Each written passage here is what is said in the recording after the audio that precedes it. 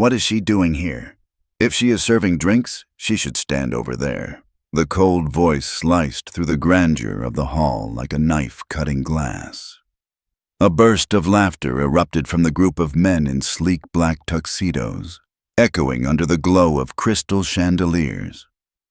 Amara Collins stood still in the middle of it all, wearing a simple white silk gown. No diamonds, no lavish necklaces, nothing to reveal her true status. Only her eyes, dark and deep, carried a calm that was impossible to read. Many eyes slid over her with disdain, as if she were an intruder in this banquet of the wealthy. A tall man even snapped his fingers and mocked in a low voice, "Hey, bring more champagne, maybe you'll get a tip." Inside, Amara's chest tightened, but her face remained unmoved. Instead, the corner of her lips curved into a thin, cold smile. She lifted her phone to her ear, her voice low and clear, just enough for those nearby to hear. "It's time. Cancel the deal." A few laughs broke off abruptly. They did not understand yet, only sensed from her tone that she spoke as if everything in this room was already in the palm of her hand. In the far corner, a young photographer froze, lowering his camera, then instinctively raised it again, driven by the feeling that this moment could change the entire evening. At that exact moment, Amara's gaze shifted to the one who had snatched her invitation from her wrist. The middle-aged woman, pearls gleaming at her neck, smirked and tore the card in half before everyone's eyes. The sound of ripping paper was sharper than the violin strings playing in the corner. "Enough! Get out! Security!" Her voice rang out. But Amara did not move. The phone remained at her ear. "Priority 1. Do it now." Her eyes locked calmly on the pearls, unbothered by the hostile stares. The orchestra continued to play, but the atmosphere in the room had turned heavier, colder. A young waiter carrying a tray paused, staring at her with a mix of shock and respect. The men in tuxedos pushed their ridicule further. "You're slowing the whole party. Hurry up. Important guests are waiting." Amara inhaled slowly. Flashes of memory cut through her mind, being mistaken for an assistant in a meeting she herself had organized, being refused a hotel penthouse she had reserved under her own name. These quiet wounds had never faded. They had only waited for this moment to sharpen into a blade. The head of security approached, a large man with a wary gaze. In the pearl-clad woman's hand, the torn invitation was held up like a trophy. The entire room seemed to hold its breath, waiting for Amara to break, waiting for her to be dragged out. But then her voice rang, steady and resonant like a bronze bell. "You chose the hard way. Now let me set the rules." Silence swept over the hall. A few nearby guests lifted their heads.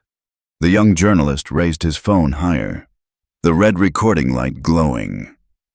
Amara's fingers tightened around her phone, and once more she gave a quiet command.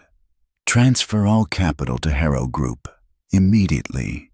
The words fell like a heavy stone into still water, ripples spreading wide. A guest at a nearby table whispered under his breath, "Harrow Group, could it be?" The pearls wavered. The woman's hand hesitated. For a moment, she and the men in tuxedos exchanged glances, doubt and fear flickering in their eyes. Amara stood tall, the chandelier light spilling over her shoulders, forming a glow like a halo. She did not need to shout. She did not need to explain. Slowly, the eyes in the room shifted, from scorn to curiosity, from curiosity to unease, from unease to the realization that they had just crossed the wrong person. Completely wrong. A small smile spread across Amara's lips. Not a smile of retaliation, but the smile of someone who knew the game had only just begun. The violin continued to play, but the notes now felt adrift, swallowed by the thick air in the grand hall. Guests whispered among themselves, their eyes gradually shifting toward the woman in the simple white silk gown, unmarked by logos or luxury brands Amara Collins. The tall man, the one who had snapped his fingers at her as if she were a waitress, raised an eyebrow with a mocking challenge. "Who do you think you are to talk about hundreds of millions of dollars in the middle of this party? Don't think a few threats are enough to shake us." Amara tilted her head, her dark eyes glowing, reflecting the chandelier above. She did not answer him. Instead, she lowered her phone just enough for her words to carry into the air. "Confirmed. Funds withdrawn. Harrow Group will sign in our place." A few glasses trembled in the hands of nearby guests. A young woman in a blue dress pulled her phone from her purse, her eyes widening as the screen lit up with breaking news. "Brooks Global withdraws from Whitford's $900 million deal." The sound of murmurs spread faster than the music. Allison Reeves, a young journalist, felt her hands trembling, but her eyes never left the recording screen. In her frame, Amara did not look like someone being thrown out of a party, but like a commander controlling the battlefield. Allison bit her lip, her heart pounding. She was witnessing history. The pearl-adorned woman who had worn her smug smile so firmly suddenly felt her cheeks burn. She stepped forward, her heels striking the marble floor, her voice sharp. "This event is for real investors, not a stage for imposters to show off." But this time, the crowd did not echo her. Instead, a few cleared throats, chairs shifted. Her confidence rang hollow, like a wrong note in an otherwise perfect symphony. A young waiter, his tray trembling in his hands, spoke up in a whisper. "She's telling the truth. No imposter would dare cancel a deal like that." That small sound spread like fire through dry grass. Eyes turned, half doubtful, half convinced. The tall man forced a laugh, but it cracked under the weight of tension. He grabbed a guest's invitation, held it up before Amara, and tore it in half with cruel delight. "Here, another one. Let's see what you can do now." The sound of tearing paper cracked like a whip, but Amara did not flinch. She lifted her phone again, her voice low and cutting. "Phase 2. Execute." This time the orchestra faltered. A violin string slipped. Guests at the outer tables pulled out their phones, screens flashing with updates. New alerts. Brooks Global withdraws from Whitford. The head of security, who had hesitated until now, froze. He realized the phones glowing around him were like red eyes, capturing every move, every decision. One mistake, and his career would vanish. Beside Amara, Allison stepped forward, her voice rising. "Her name is on the guest list. I saw it myself." The crowd stirred. Another waiter whispered, "That's right. She isn't lying." The pearl-adorned woman's smile cracked, arrogance fracturing under the weight of shifting perception. Amara seized the moment, her gaze sharp as a blade. "You say I don't belong in this room?" She lowered her phone, her voice resonant, each word striking like a hammer. "You're wrong. It is you who just excluded yourselves from the table." No one laughed now. Only the pounding of hearts, belonging to those who realized they had taunted the wrong person. The hall fell silent, and in that silence, Amara smiled a thin, mysterious smile, yet one that carried a power strong enough to shake the entire party. The security guard in a black suit stepped forward, his shoes pounding against the cold stone floor like the beat of a warning drum. On his face, Hesitation wrestled with duty. The pearl-clad woman flicked her hand, her voice commanding. "Enough! Take her out!" The sound cut through the air like a blade, but Amara did not back down. Instead, she stepped forward, her stance tall and unshakable, the chandelier's glow casting her shadow long and steady like a pillar. In that moment, memories surged back like a flood.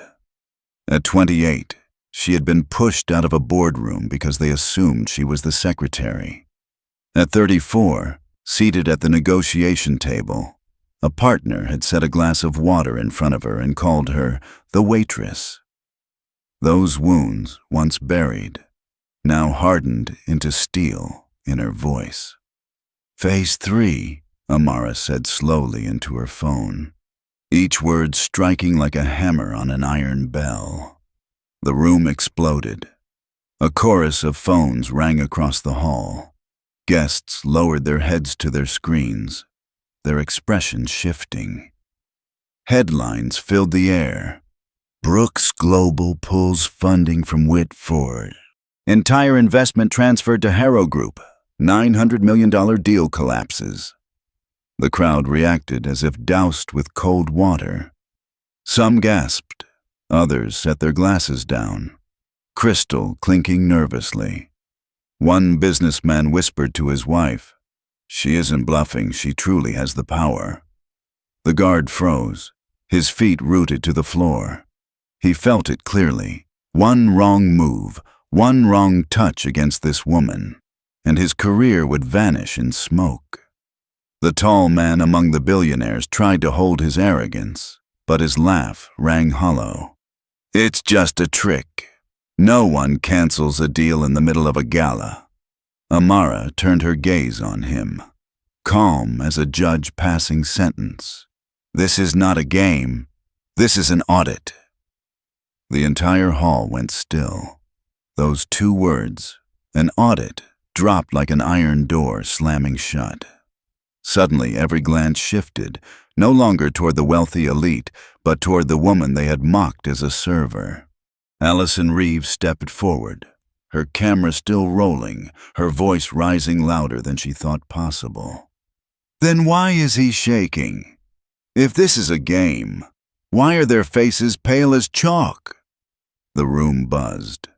A young waiter, still holding a tray of wine, spoke firmly. "She's real. Only the one in control of the deal could speak like that."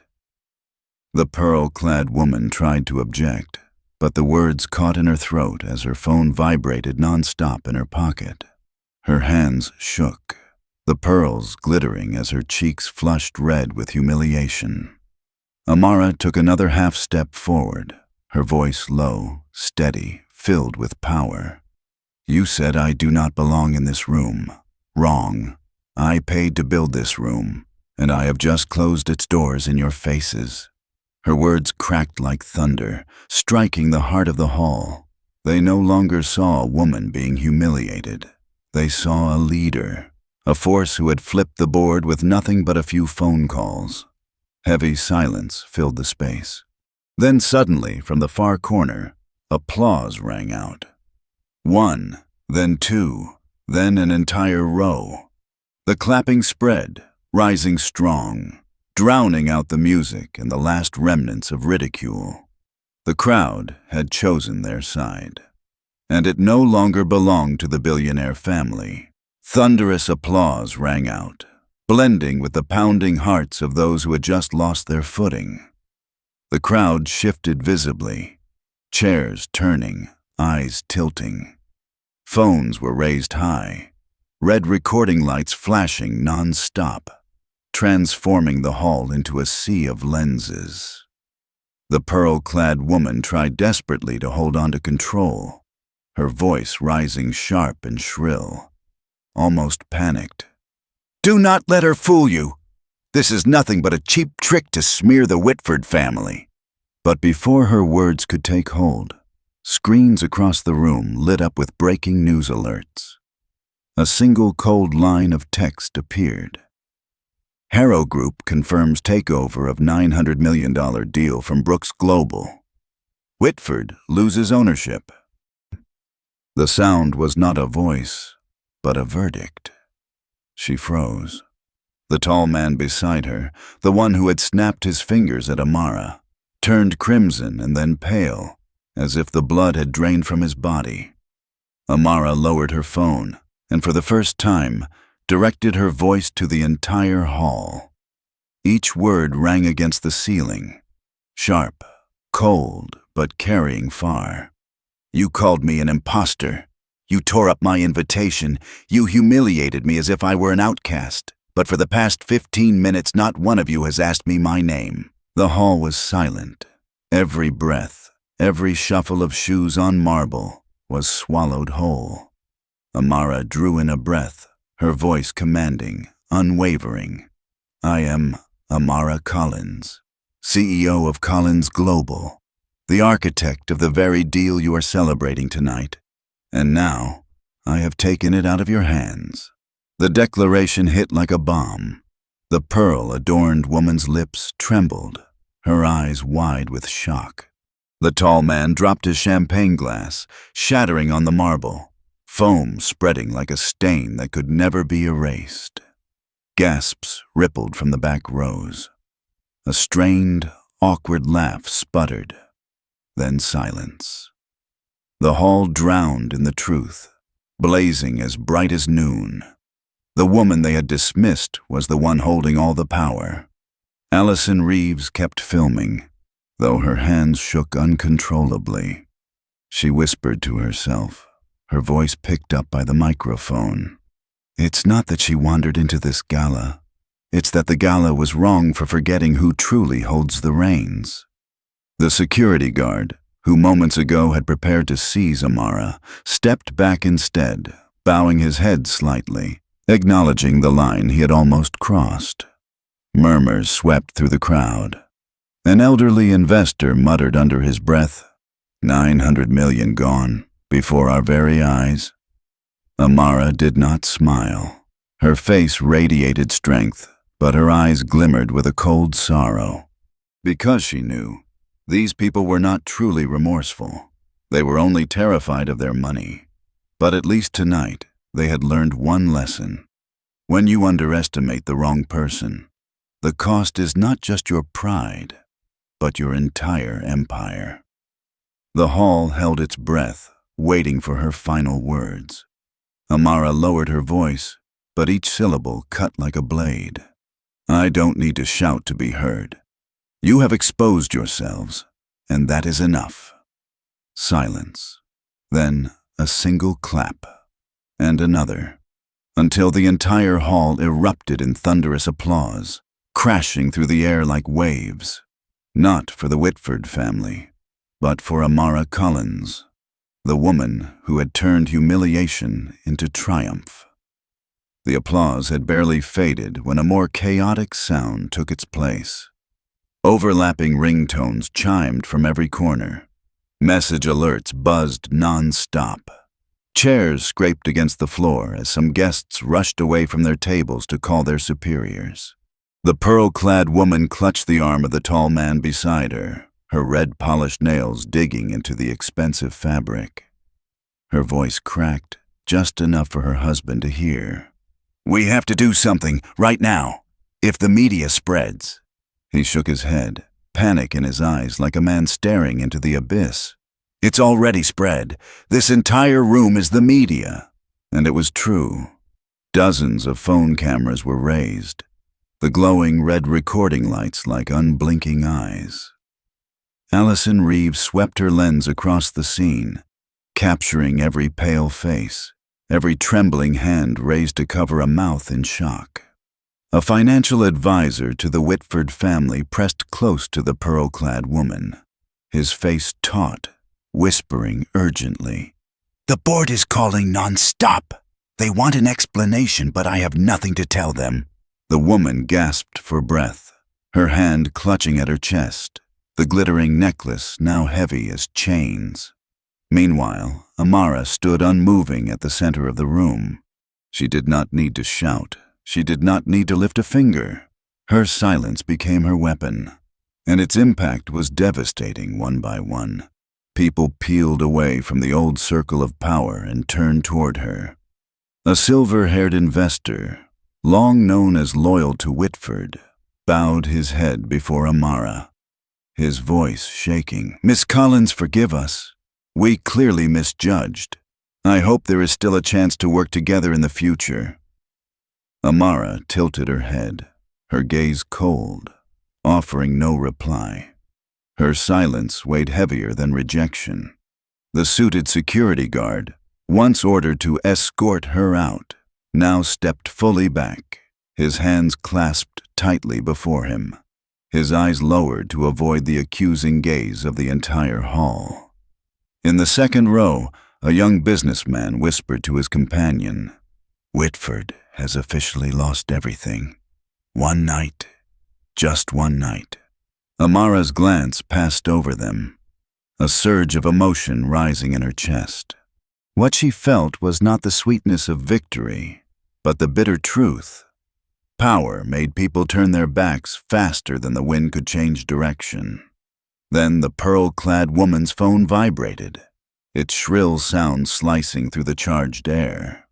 She answered, pressing it to her ear, and the furious shouts of someone on the other end spilled loud enough for the entire room to hear. Her face drained of color, and when she snapped the phone shut, her hand trembled, her arrogant poise gone. Amara lowered her chin slightly, her gaze piercing through the layers of pretense. The $900 million deal is not what you lost. What you lost is trust, and once trust leaves, it never returns. Her words were soft, yet they fell like a final verdict. In that moment, no one saw Amara as the woman thrown out of a gala. They saw a CEO who had turned humiliation into leverage, transformed a glittering ballroom into a public courtroom, and placed the entire Whitford family on trial before hundreds of witnesses. Applause erupted again, this time not scattered but thunderous and united. And in that storm of sound, Amara stood still, her eyes calm, knowing the aftershocks had only just begun. The thunder of applause had not yet faded when the glass doors at the front of the hall slammed open. Several guests hurried out to make calls. Others pulled out their phones right there in the room, their voices sharp with panic. "Pull the money, now! Cut ties with Whitford before morning. The press will tear them apart." The pearl-clad woman collapsed into her chair, gasping for breath. The tall man beside her muttered hoarsely, "We need to leave before this becomes a public spectacle." But it was too late. They were already spectacle.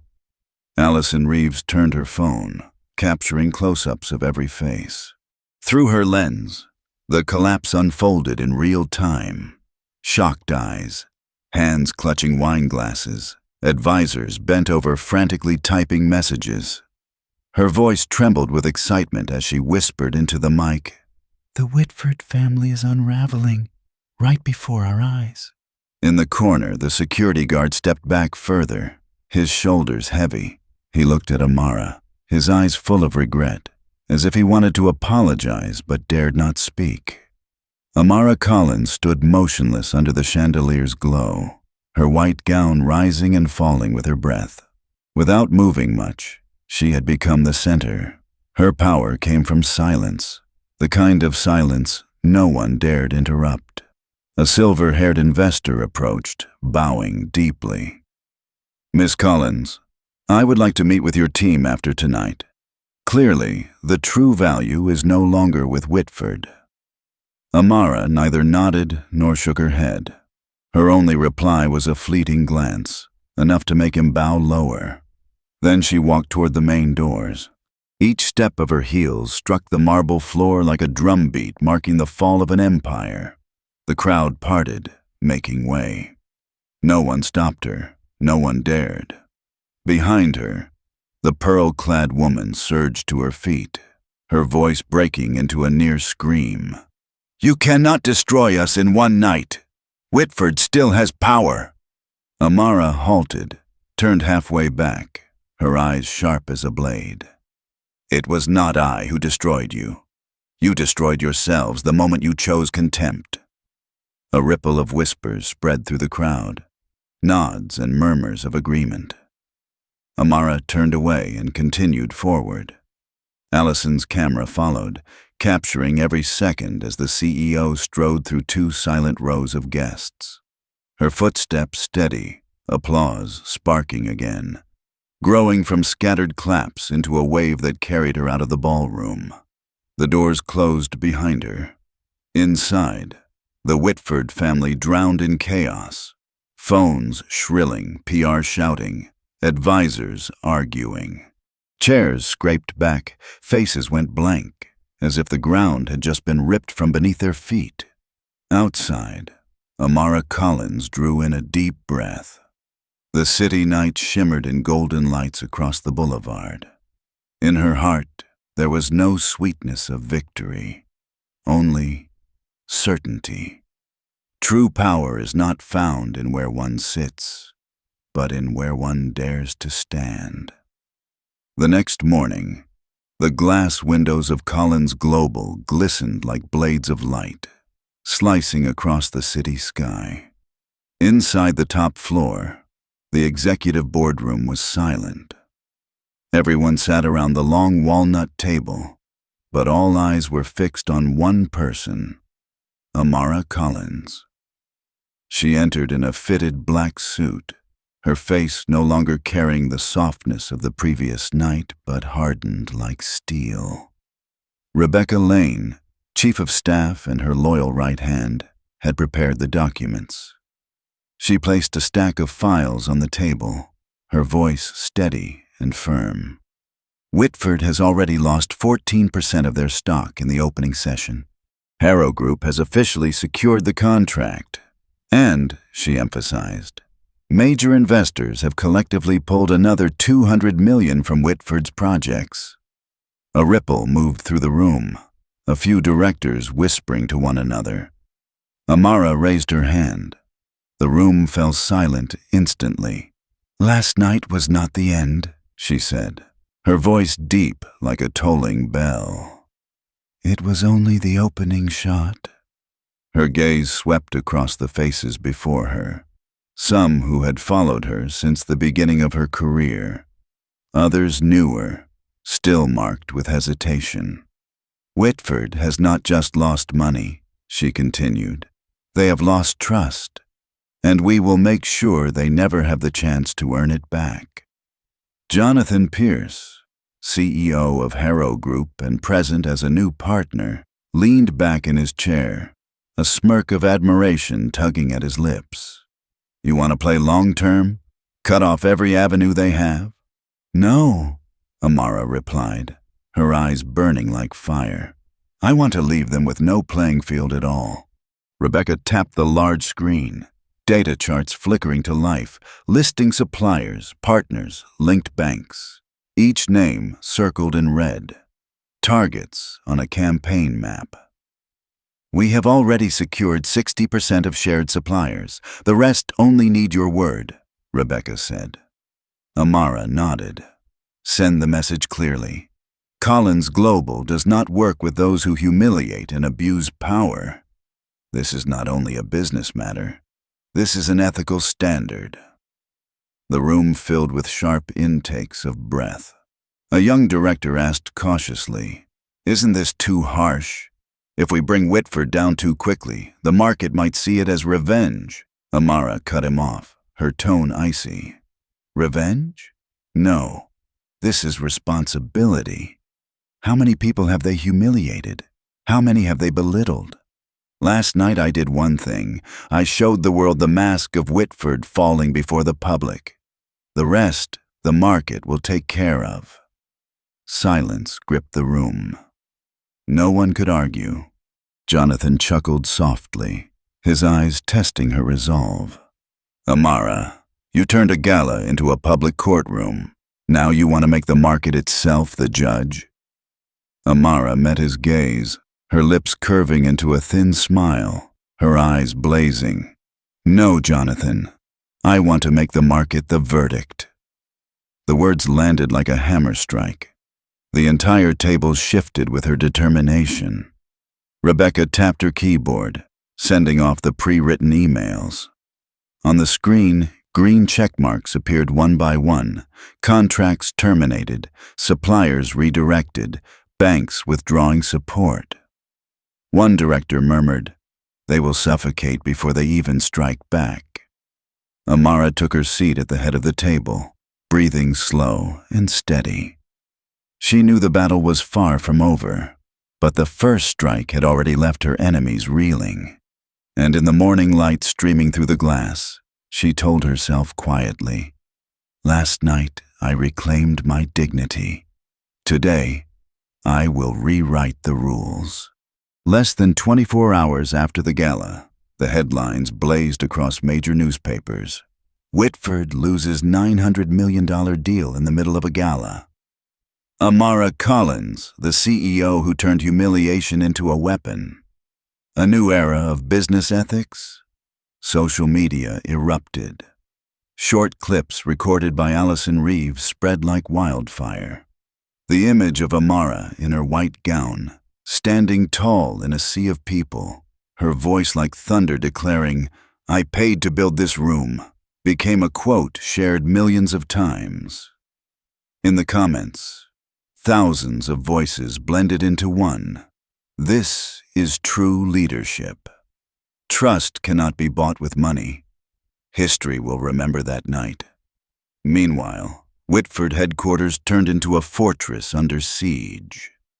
The glass exterior still gleamed, but inside, employees sat with heads bowed, phones ringing non-stop. PR, legal, and finance departments poured in reports, all carrying the same tone: crisis. The pearl-clad woman, Evelyn Whitford, slammed the boardroom door shut, her shrill voice breaking with desperation. "We must strike back, bribe the press, spread false stories, do anything to restore our image." But an aged advisor only sighed, his voice rasping like ash. "There is no image left to restore. The whole world has already seen. They do not believe us anymore." As Whitford staggered, at Collins Global, the atmosphere was the complete opposite. Investors, partners, and suppliers sent waves of congratulations, requests for meetings, proposals for collaboration. Rebecca Lane scrolled through the overflowing inbox, her breath catching. "We have over 300 proposals this morning alone. Amara, you've become the standard."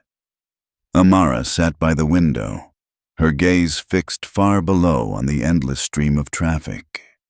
She did not smile. Instead, her voice came slowly. "I do not need to be the standard. I only need to make sure no one ever has to endure what I endured last night. No one should be looked down upon in a room they helped to build." From her small newsroom, Allison Reeves published a long article. "Last night, I witnessed a historic moment.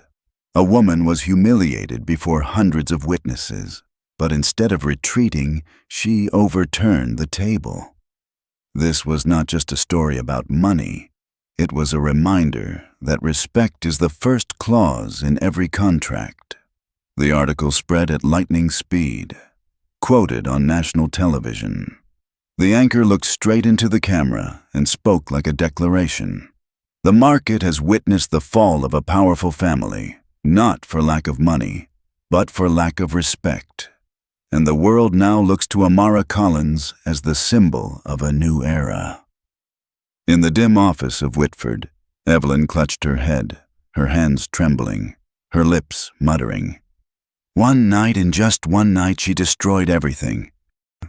Outside, the city lights reflected against the tower of Collins Global, shining bright like a beacon, signaling a storm that had shifted course, and at its center was the name Amara Collins.